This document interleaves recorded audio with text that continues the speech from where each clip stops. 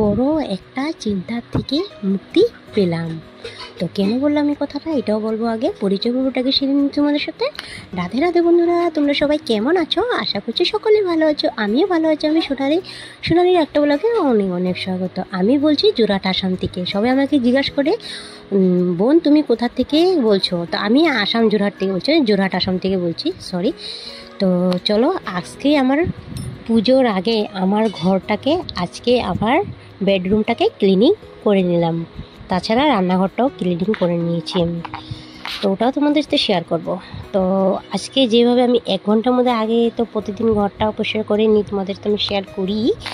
আর আজকে আমি 2 ঘন্টা লাগবে আমার ঘর দোয়া লেপা পোছা, যেহেতু কাঁচা ঘর, তোমরা জানোই আমার কাঁচা ঘর, মাটির ঘর। তার জন্য আমি আজকে কি করেছি জানো তো, মা সিমেন্ট এনে রেখেছিল জানো তো, সেই সিমেন্ট দিয়ে বালু দিয়ে অল্প ঘরটা মুছে নিচ্ছে, যেহেতু অল্প লেপাটা থাকবে। আর তাছাড়া আমাদের এখানে মাটি পাওয়া মহা মুশকিল। এই যে এটার জন্য যে মাটি পাওয়া যাচ্ছে না আমাদের এখানে, জানো। আগেও বলেছি ভিডিওর মাধ্যমে, এখনও বলছি, মাটি পাওয়া যায় না, মাটি কিনে নিতে হয় এখান থেকে।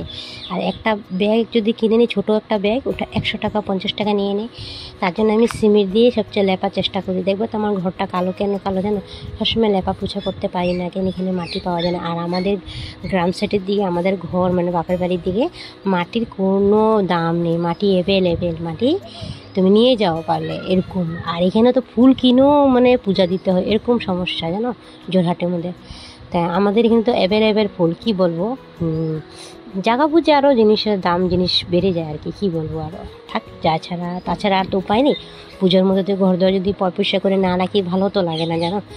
আর চকির তলটা আমি পরিষ্কার করে নিচ্ছি। চকির তলটা তো সবসময় মোছা হয় না, একটু পুজো হাটে সব জিনিস সরিয়ে জুতা সুতাগুলো আমি রোদে দিয়েছি।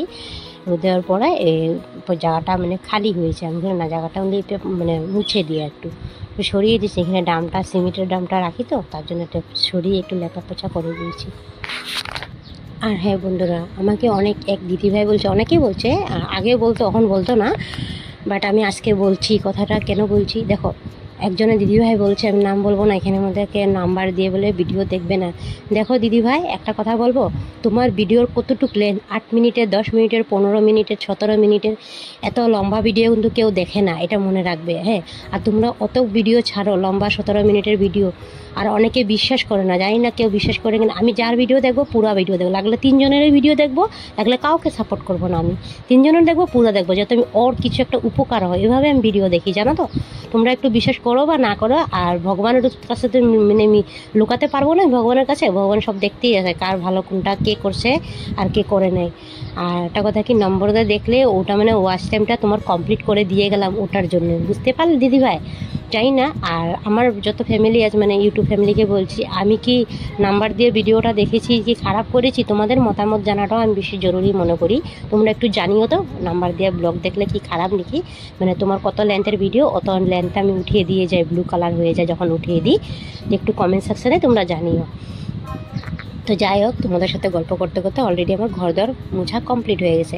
আজকে যাবো একটু বাজারে, মানে বাজারে বলতে কি কিছু একটা কসমেটিক জিনিস আনবো। তো তোমাদের ভাই আমাকে বলছে, কিছু টাকা ধুয়ে গেছি ঘরে, তোমার কি লাগে না লাগে তুমি কিনে নিও। আর পার্লারে যাবে বলছিলাম না থ্রেডিং করার জন্য, তো আমি যে থ্রেডিং করার জন্য, আর চুল তো নাই মাথার মধ্যে, ভেবেছিলাম চুলটা হেয়ার স্পা করাবো, বাট দাম শুনে, এটা তো পরের দিন ভয়েস ওভার দিচ্ছি তোমাদেরকে, দাম শুনে আমি আর করাইনি।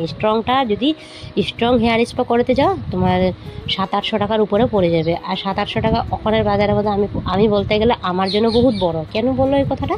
দেখো, এক তো 5 দিন বন্ধ দিয়েছে আসাম, আমরা হয়েছে দিন আনা দিন খাওয়া মানুষ, তা আমাদের জন্য 700-800 টাকা বহুত বড়।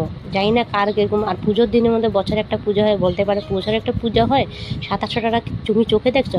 দেখো, একটা কথা বলবো, জানি না কার কীরকম সোচ, বাট আমি যতটুকু মনে করি, বাট আমি মানে কি টাকাটা একটু বাঁচাতে চাই। দেখো, একটা হেয়ার স্পা করতে গেলে অনেক পয়সা লেগে যাবে, আর এখনকার বাজারের মধ্যে জানোই তো টাকা মানে খরচা করা মহা মুশকিল। আর কামাতে যত কষ্ট লাগে না, আর খরচা করতে কিন্তু 2 মিনিটও লাগে না, জানো। এই 700-800 টাকা কামাতে আজকে কিন্তু আমার জামাই কিন্তু 1 সপ্তাহ লাগিয়ে দেয়, কিন্তু দুদিন কাম করলে কিন্তু না কমালে তোমার হ্যাঁ, তোমার কত আসে? 2000 টাকা মান আসে দুদিন কামলে। ধরো একদিনে ধরো 500 করা, ও দুদিনে 2000 টাকা করে। তো ওখান থেকে যদি আমি 700-800 টাকা আমার চুলের হেয়ারের সাথে 5 মিনিটের লিগে আমি দিয়ে দিই, যদি তা গাটা জ্বলবে কিনা না বলো? হ্যাঁ, যদি আজকে যদি হ্যাঁ টাকা আজকে প্রচুর আসে হাতে, তার জন্য খরচা করতে গয়া লাগে না। আর যেহেতু আমরা মধ্যবিত্ত ঘরের ফ্যামিলি, 2 টাকা বাঁচিয়ে কেমনিভাবে চলবো ওই চিন্তা নিয়ে থাকে। আর ওখানটার মধ্যে দেখতে পাচ্ছ রোদ্রু, তার জন্য তোমাদেরকে দেখাচ্ছিলাম ওটা কি বলতে পারে অনেকে, ওটা কী গো, তার জন্য বললাম ওটা রোদ্রু। জানো তো, রোদ ঢুকেছে ঘরে। আর আমার ঘরটা মুছা কীরকম লাগছে তোমাদের একটু কমেন্ট সেকশানে জানিও, সুন্দর হয়েছে কিনা। চলো তোমাদেরকে রান্নাঘরটা আমি দেখিয়ে দিচ্ছি। এখানে চটি দুটো পেতে দিয়েছি, নাহলে সবে পাড়া দিলে চটির মানে জলটা উঠে যাবে, মাটির জলটা উঠে যাবে। আর কিচেন ঘরটা দেখো আমাদের, এটাও ক্লিনিং করে নিয়েছি আজ, মানে পুজোর আগে আগে বড় ঘর রান্নাঘর আমার ডিপ ক্লিনিং করে নিয়েছি আমি, দেখতে পাচ্ছ তো। দেখো এখানে টমেটোগুলো রেখেছি, এগুলো পরে আমি ভরিয়ে মানে মশলাপাতি যা আছে এগুলো ভরিয়ে দেবো, মানে সিজল করে রেখে দিব। বাসনগুলো তো রেখে দিয়েছি তার আগের দিন, আর এগুলো রেখে দেবো। এখন আমি যাব চান করতে, তারপরে চান করে অল্পটুকু মানে কিছু খেয়ে বা ভাত খেয়ে নেবো। এখন তোমার 1:30 বাজে, তো 2টার সময় যাব একটু পার্লারে। কমপ্লিট করে নিয়েছি, তো যাই চানটা করে আসি, তারপর তোমাদের সাথে দেখা হবে। তারপর টাউনে যেতে হবে আমাকে, তো যাবো পার্লারে। দেখো আমি চান টান করে এসে পড়েছি, এখন আমি রেডি হয়ে গেলাম। তো এই যে কুর্তিটা ধুতে হবে, সেই কুর্তিটা আমি আবার পরে নিলাম। আবারও এক্সট্রা জামা কাপড় কি পরে, এমনিতে কটা দিন ধরে খুব কাপড় ধুচ্ছি, ভালো লাগছে না আর। এত রোদে মধ্যে বার হয়েছি পার্লারে যাওয়ার পথে। তখন একটা দুর্গা মার প্যান্ডেল করছে ওনারা মানে প্যান্ডেল করছে, একটু ফটোশ্যুট করে নিলাম আর ভিডিও শ্যুট করে নিলাম। আর এখানে পায়রাগুলো উঠছে, যে ভালো লাগছে দেখতে, আমার তো পায়রা ভীষণ ভালো লাগে। তা দেখো রোডের মধ্যে প্রচুর ভিড়, তার জন্য রোডের ইস্পাত থেকে আমি এসে পড়েছি। আর রোদও দিয়েছে কীভাবে দেখতে পাচ্ছ, রোদের জন্য এপারে এসে পড়েছে। আর ভিড়ও আছে মার্কেটে, অল্প খালি খালি জায়গা দিয়ে আমি যাচ্ছি, ভালো লাগে না এই গরমটার মধ্যে মানে ভিড়ভাড়টা।